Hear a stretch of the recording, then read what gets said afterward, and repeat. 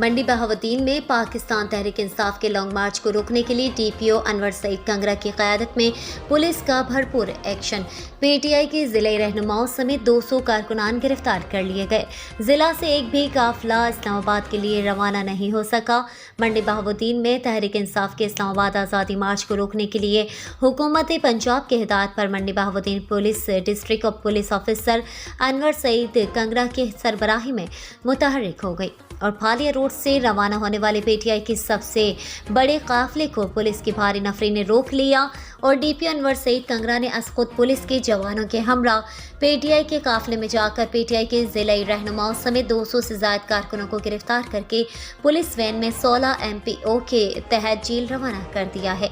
इस मौके पर पुलिस की जानिब से कारकुनों को मुज़ाहमत करने पर हल्का लाठी चार्ज भी किया गया।